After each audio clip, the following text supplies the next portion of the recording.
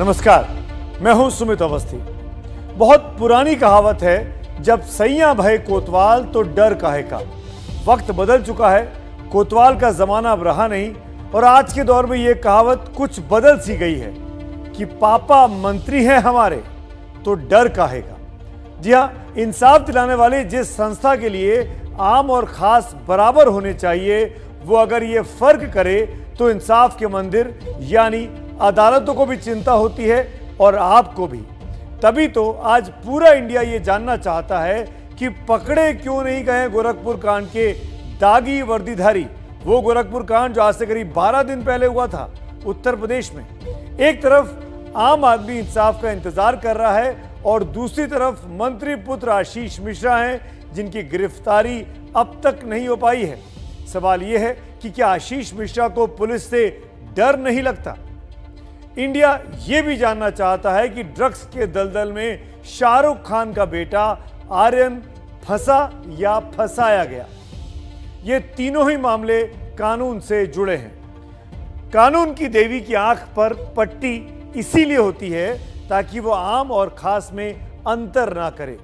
लेकिन उनका क्या जिन पर देश के कानून को लागू करने की जिम्मेदारी है। हम बात कर रहे हैं जांच एजेंसी यानी यूपी पुलिस की, जिसे आज सुप्रीम कोर्ट ने जबरदस्त तरीके से लताड़ लगाई है, आईना दिखाया है। मामला लखीमपुर केस का है, जहां केंद्रीय गृह राज्य मंत्री अजय मिश्रा यानी टेनी के बेटे आशीष मिश्रा यानी मोनू को यूपी पुलिस अब तक पकड़ नहीं पाई है। कोर्ट ने सख्त टिप्पणी करते हुए पूछा है कि अगर आरोपी कोई आम व्यक्ति होता तो क्या उसके प्रति भी यूपी पुलिस का ऐसा ही रवैया होता? देश का कानून जीप के टायरों के नीचे रौंदा जा रहा है। कानून जीप के टायरों के नीचे रौंदा जा रहा है। सबसे ज्यादा भरोसा सरकार पे था कि सरकार न्याय देगी, लेकिन आज न्याय नहीं मिल रहा है।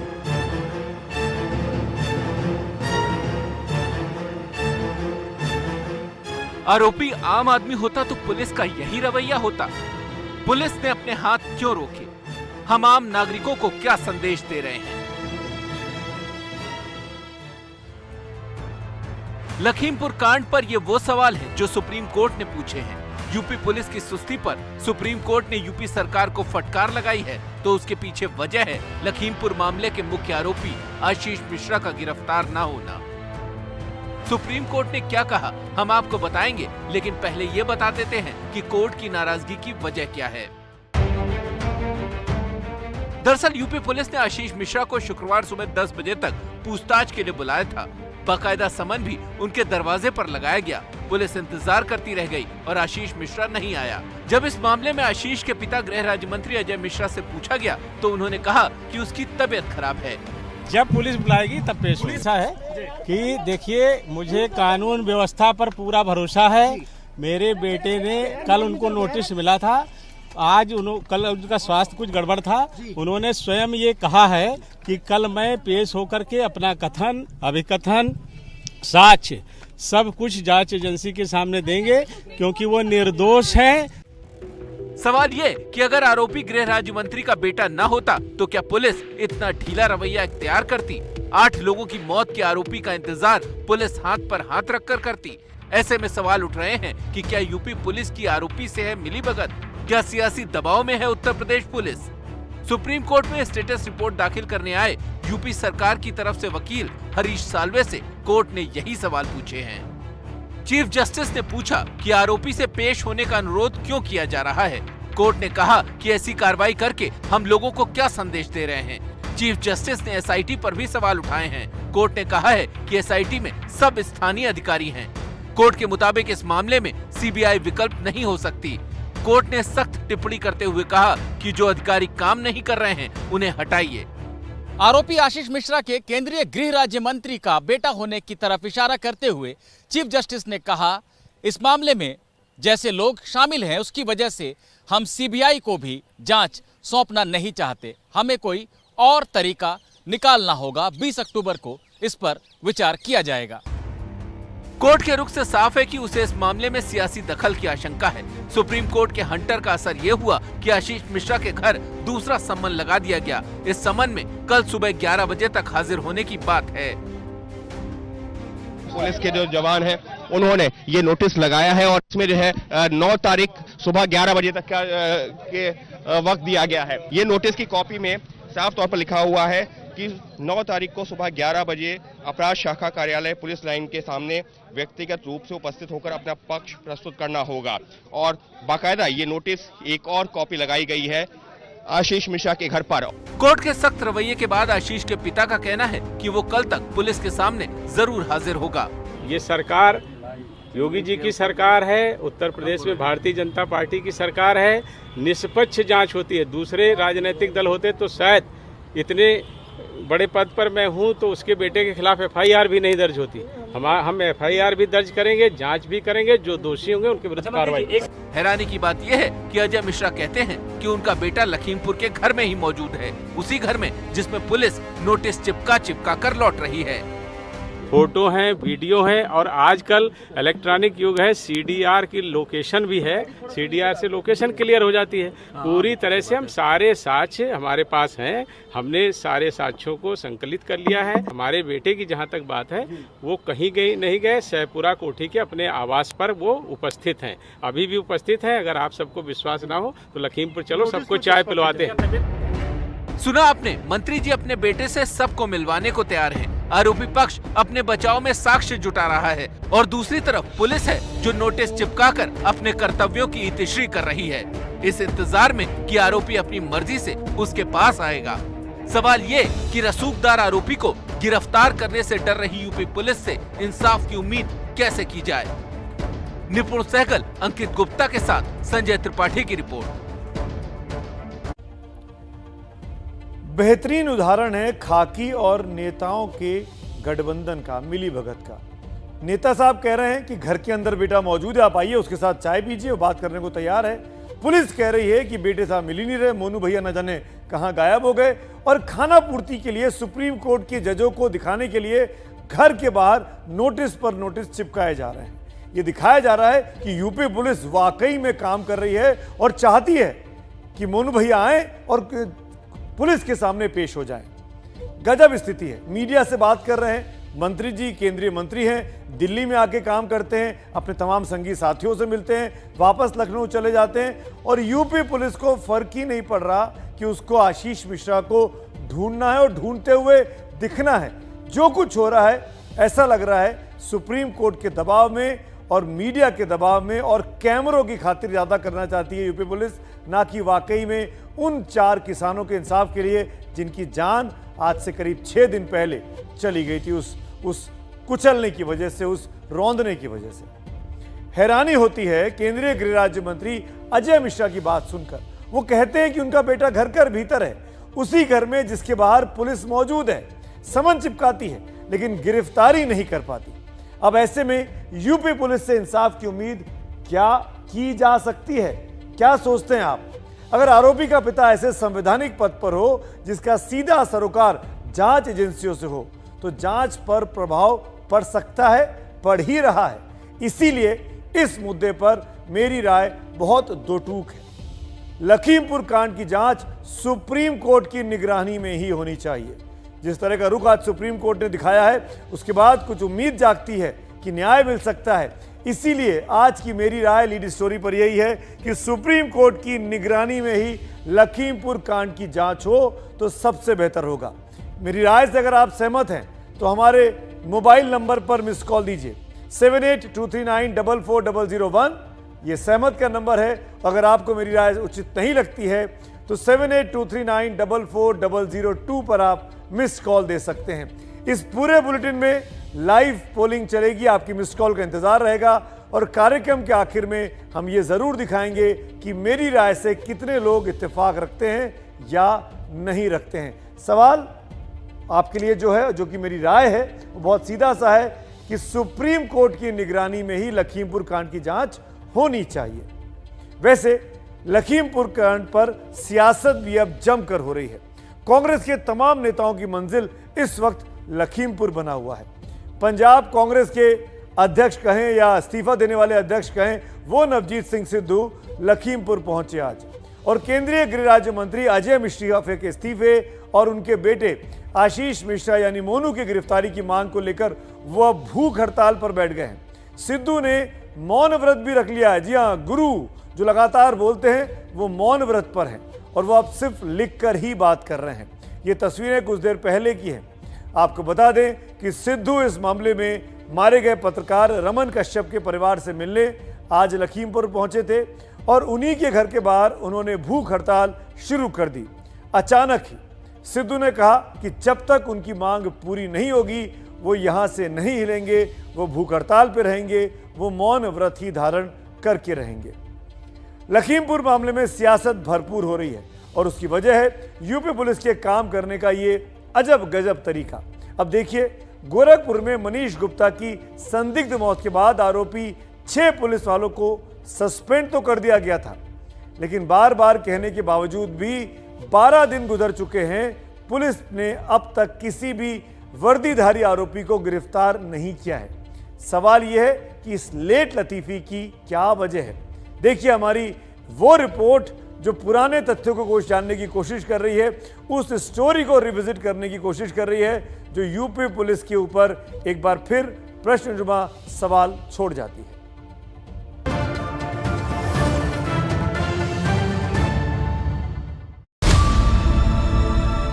इस होटल ही में मेरे हस्बैंड का खून हुआ है, एक पुलिस वाले ने किया है। प्लीज मदद करिए, मेरे पति को न्याय दिलाइए प्लीज।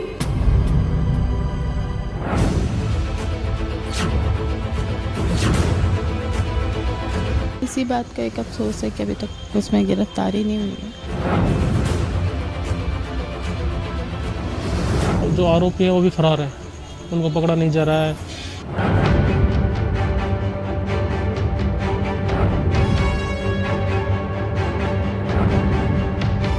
12 दिन गुजर गए, कहां हैं गोरखपुर कांड के आरोपी वर्दीधारी?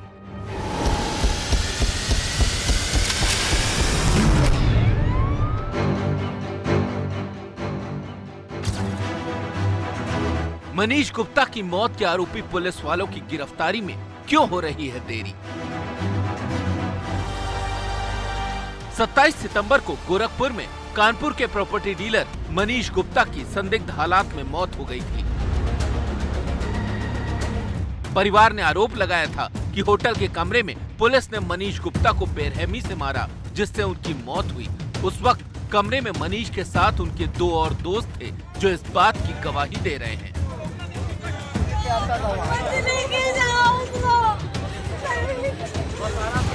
कि पुलिस रूटीन चेकअप के बहाने आती है और हमसे मतलब हमारी आईडी पूछती है कि अपनी आईडी दिखाइए, सामान चेक कराने के लिए बोलती है और जब हम आईडी भी दिखा दी होती है, सामान चेक करा दिया होता है, तो उसके बाद वो हमसे मिसबिहेव करने लगते हैं। अब इस मामले की सीसीटीवी फुटेज भी सामने आई है जिसमें पुलिस वाले मनीष को उठाकर ले जाते हुए नजर आ रहे हैं। वीडियो को देखकर परिवार को इस बात का शक है कि मनीष की मौत होटल में ही हो गई थी। वो जिस तरह की आप ध्यान दीजिए उस वीडियो पे, उनको साफ समझ में आ रहा है वो मनीष हमारा साथ उसी समय छोड़ चुके थे। मनीष गुप्ता की मौत के बाद इस मामले पर काफी हंगामा हुआ। यूपी सरकार ने पीड़ित परिवार को मुआवजा भी दे दिया, मृतक की पत्नी को नौकरी भी दे दी गई, लेकिन इंसाफ की आस अब भी बाकी है। इसी बात का एक अफसोस है कि अभी तक उसमें गिरफ्तारी नहीं हुई है। डर तो है ही कि इतना बड़ा कांड हो गया, एक आदमी की जान चली गई है और जो आरोपी है वो भी फरार है, उनको पकड़ा नहीं जा रहा है। इस मामले में पुलिस की लापरवाही शुरू से ही सामने आई है। एफआईआर लिखने में जानबूझकर देर की गई, मौका वारदात से सबूतों को मिटाया गया। हालांकि पुलिस ये भरोसा दिला रही है कि जल्द ही आरोपी गिरफ्तार होंगे। जो अभी तक एविडेंस गोरखपुर में प्राप्त हुई है और आज बयानों के आधार पर मिल रही है, उसके आधार पे जो पुलिसकर्मी हैं वो अभियुक्त हैं। कल हम लोगों ने कई स्थानों पर गिरफ्तारी के लिए दबिश दी थी। एसटीएफ का सहयोग भी इसमें मिल रहा है और हम लोग को विश्वास है कि जल्दी हम गिरफ्तारी इसमें करेंगे।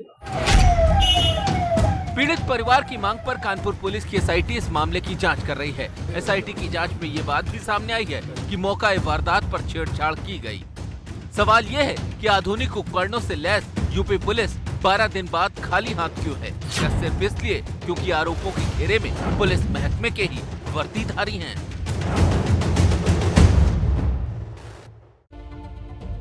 गोरखपुर का ये कांड 12 दिन पहले का है।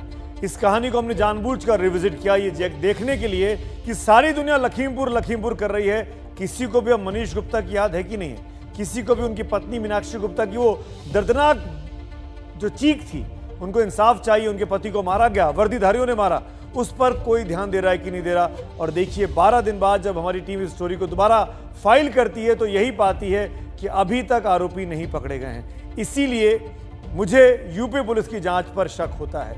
लखीमपुर कांड को लेकर इसीलिए हमने आज ये सवाल आपसे पूछा है कि सुप्रीम कोर्ट की निगरानी में ही जांच होनी चाहिए। मेरी राय है ये, 60% लोग मेरी इस राय से इत्तेफाक रखते हैं।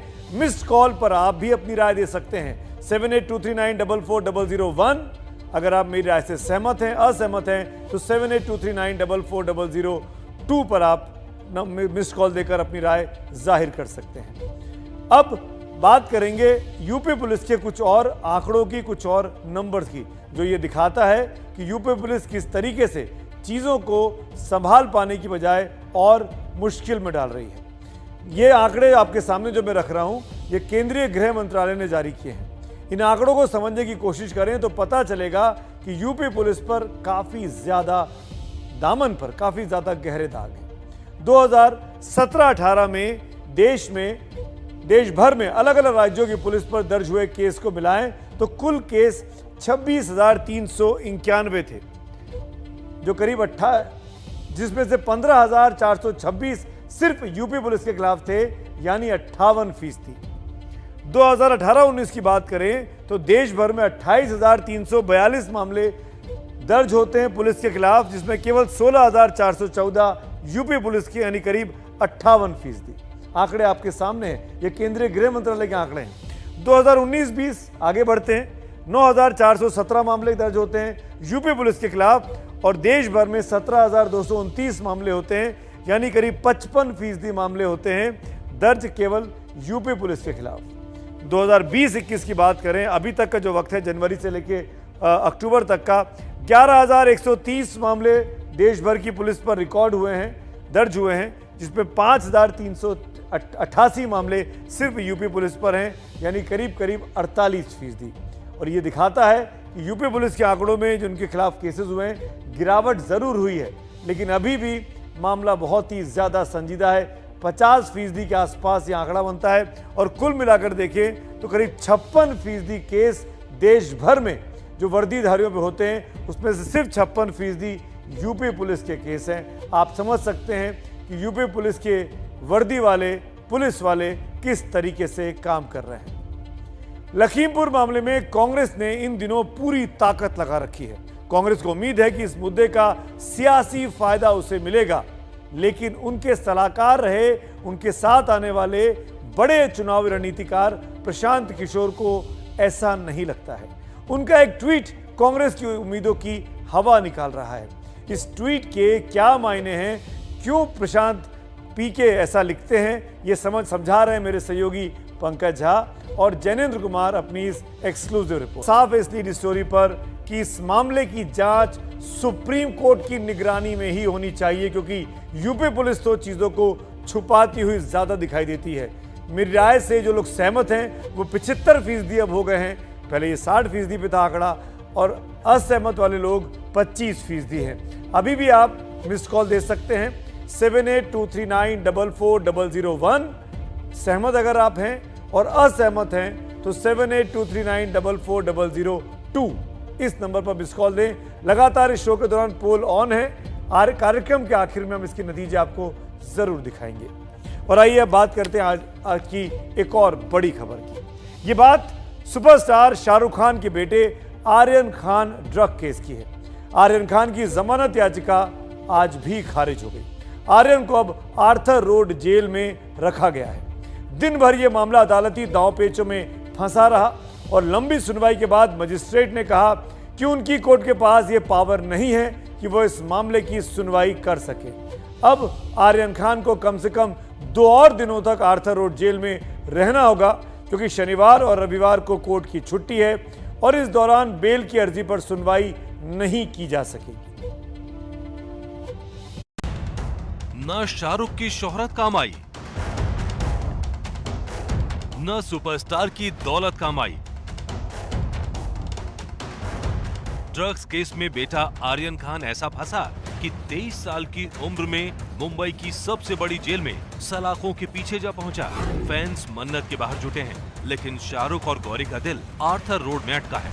आर्यन खान को शुक्रवार की रात अब आर्थर रोड जेल में ही काटनी पड़ेगी, जहां उन्हें अभी आर्थर रोड जेल के क्वारंटीन सेल में रखा गया है।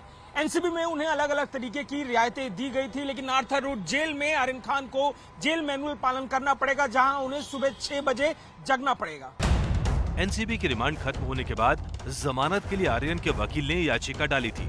सुनवाई के बाद जमानत याचिका खारिज कर दी गई। एनसीबी की सुनवाई के दौरान सभी आरोपियों की 11 अक्टूबर तक की कस्टडी की मांग की गई थी, लेकिन कोर्ट ने इन्हें कस्टडी देने से मना कर दिया। जमानत याचिका खारिज होने के बाद तय हो गया कि आर्यन को अभी आर्थर रोड जेल में ही रहना होगा। इस दरवाजे के पीछे वो दुनिया है जिसमें गुनाह की दुनिया के खूंखार चेहरे रखे जाते हैं। खूनी, ड्रग्स तस्कर, चोर, उचक्के, डॉन और आतंकी सभी को इसी जेल में रखा जाता है ताकि दुनिया सुरक्षित रहे। इसी जेल में जा पहुंचा है सुपरस्टार शाहरुख खान का लाडला बेटा आर्यन। आर्यन की जमानत की कोशिशें अभी जारी रहेंगी।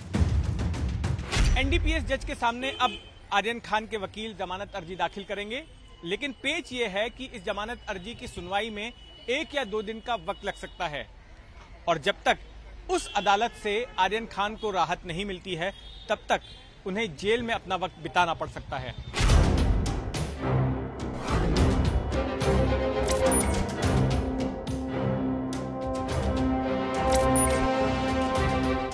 ये अलग बात है कि बॉलीवुड में चल रहे ड्रग्स रैकेट के खिलाफ मुहिम चला रही एनसीबी की टीम खुद 2 तस्वीरों की वजह से विवादों में है।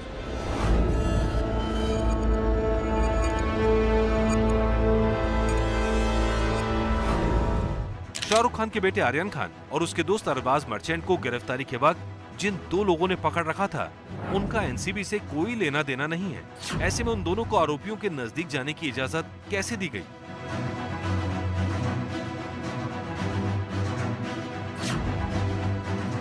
एबीपी न्यूज ने यह सवाल एनसीबी के आला अधिकारियों के सामने उठाया तो उन्होंने चुप्पी साध ली। आज क्या डेवलपमेंट है? नथिंग।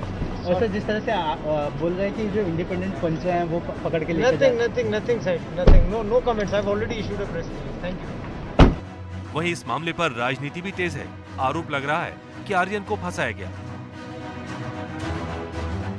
एक अधिकारी जो 3 दिन तक प्लानिंग करता है, 26 अधिकारियों के साथ छापेमारी करता है, और वो ये विश्वास से नहीं बता रहा है कि 8 लोग थे या 10 लोग। सवाल उसी दिन मैंने खड़ा किया था कि 2 लोगों को छोड़ा गया है। उन 2 लोगों में एक भारतीय जनता पार्टी के हाई प्रोफाइल नेता का रिश्तेदार है, उनका साला है। देखिए, नवाब मलिक जी का दर्द ही कुछ और है। एनसीबी ने उनके डायरेक्ट रिलेटिव को ड्रग्स के मामले में अरेस्ट किया है। तब से लगातार एनसीबी के खिलाफ वे आग उगलते हैं और इस प्रकार के बयान देते हैं।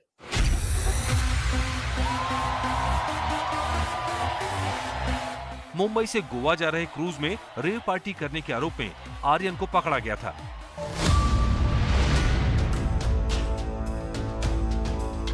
रविवार को 15 घंटे पूछताछ के बाद आर्यन को गिरफ्तार किया गया।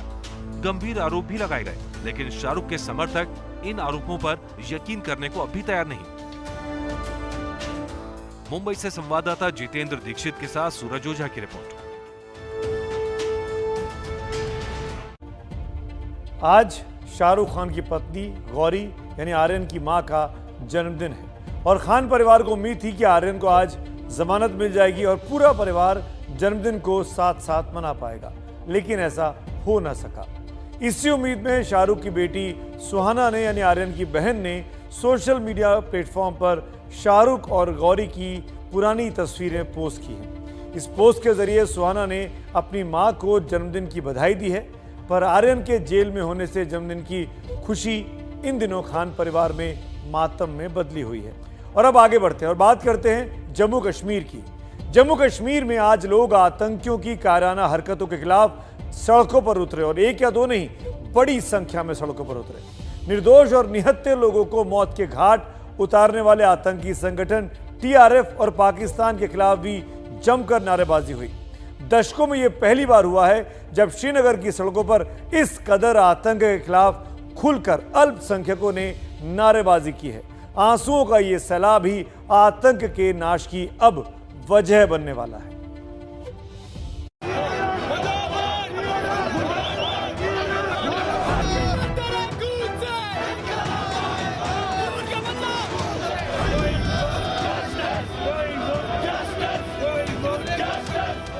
श्रीनगर में देखा गुस्सा। वही वांट जस्टिस, कातिल को पेश करो, कातिल को पेश करो। हम क्या चाहते हैं? जिस भी तंजीम ने किया है उसने कत्ल किया है, कातिल को कत्ल होना ही है। बहुत बर्दाश्त किया, अब बर्दाश्त की हद जा चुकी है। पाकिस्तान, पाकिस्तान, जम्मू में उबला खून। हम जो है मिनॉरिटीज जम्मू एंड कश्मीर में किसी से डरने वाले नहीं हैं। सड़कों पर उतर आई जनता।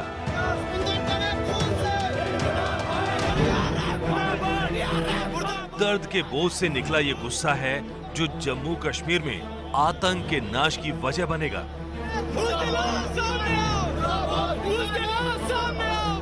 ये तस्वीरें हैं सुपिंदर कौर के अंतिम संस्कार की। सुपिंदर तेरे खून से, सुपिंदर तेरे खून से। ये वही सुपिंदर कौर हैं जिन्हें कायर आतंकियों ने स्कूल में घुसकर गोली मार दी थी।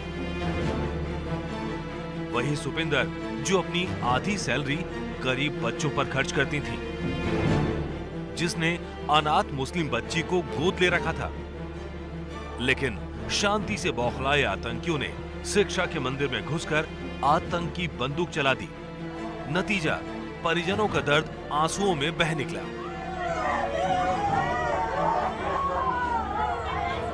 आज वही आंसू सड़कों पर नारे की शक्ल लेकर उतरे।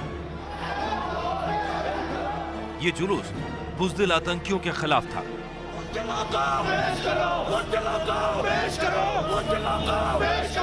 इससे हमारी औरत मारी गई जो कि निहत्थी थी।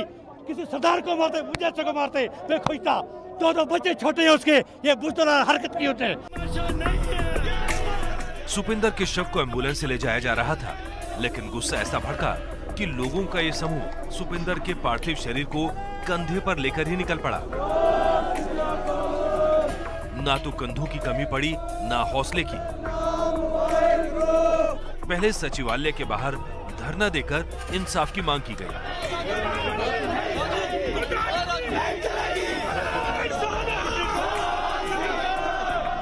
पूरे रास्ते में सतनाम वाहे गुरु की धुन के साथ आतंकियों को सजा दिलाने की मांग की गई। वहीं पीडीपी कार्यकर्ता भी आतंकियों की हरकतों के खिलाफ विरोध में उतरे। हालांकि पीडीपी का निशाना उपराज्यपाल पर ज्यादा था, आतंकियों पर कम। वहीं जम्मू में आज दीपक चंद का अंतिम संस्कार किया गया। दीपक के शव को तिरंगे में लपेट कर लाया गया। सुपिंदर कौर के साथ ही दीपक चंद की हत्या की गई है।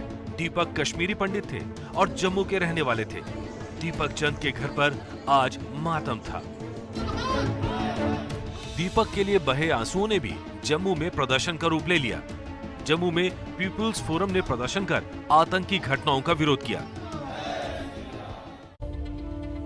और फिलहाल वक्त हो रहा है ब्रेक का, लेकिन ब्रेक में जाने के पहले एक बहुत जरूरी अपील। रोज की तरह त्योहारी मौसम में ज्यादा सतर्क रहने की जरूरत है। मास्क सबसे बड़ा रक्षा कवच है। एबीपी न्यूज ने #मास्क अप इंडिया नाम की मुहिम चलाई है। इस मुहिम का आप भी हिस्सा बन सकते हैं। मास्क वाली सेल्फी हमको भेजते रहिए।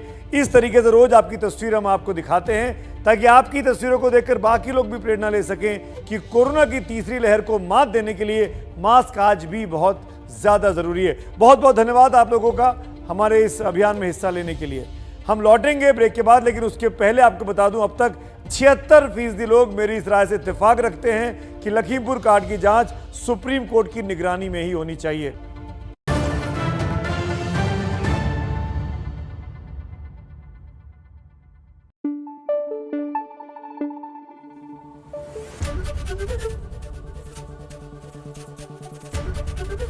एबीपी न्यूज आपको रखे आगे।